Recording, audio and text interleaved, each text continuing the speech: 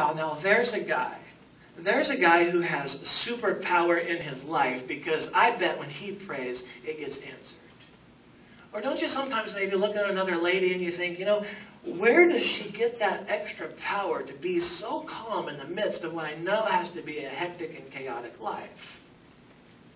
But when the Holy Spirit is living in you, all of the power that you need to live life to the full and leave people amazed is available to you.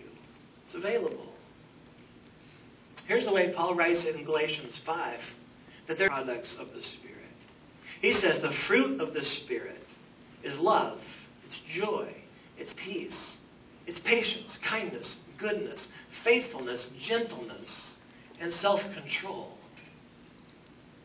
I mean, people will be amazed when the Spirit's living in you. And they say, you used to be so stressed. Why aren't you stressed anymore? You seem to have so much peace in your life. It's because the Spirit's living in you. People, as the Spirit lives in you, that you're not as negative as you used to be. Something's changed about you. You respond to people differently. You have more love, and you seem to have more respect for people.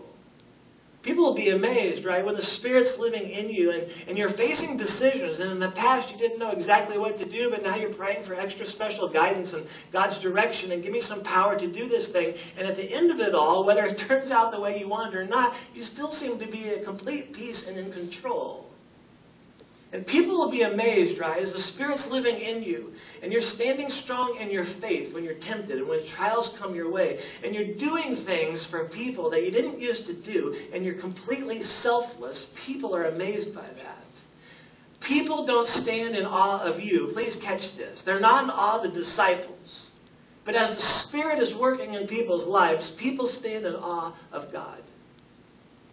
Because you allowed yourself to be controlled and led by the Spirit. Here's the deal. I don't want my life to be explainable without the Holy Spirit.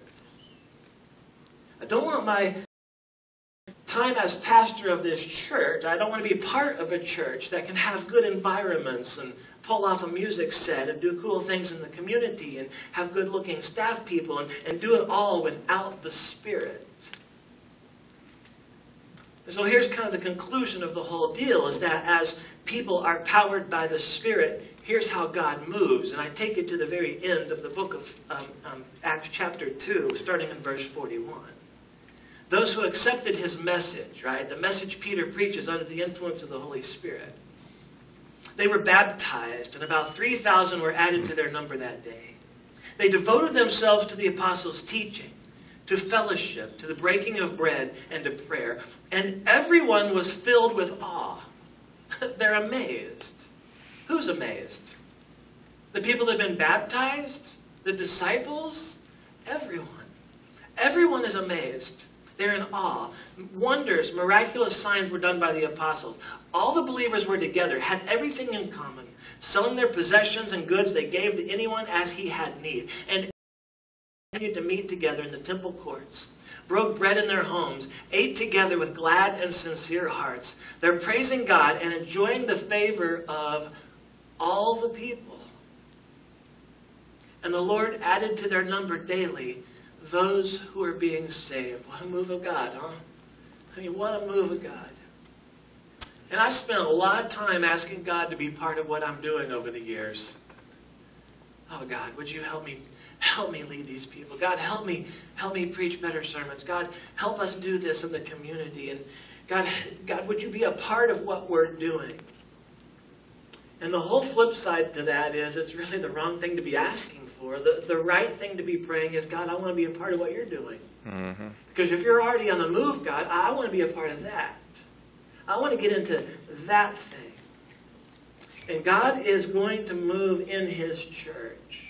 God's going to move in our church when his people, right? We, the people, are led by his Spirit.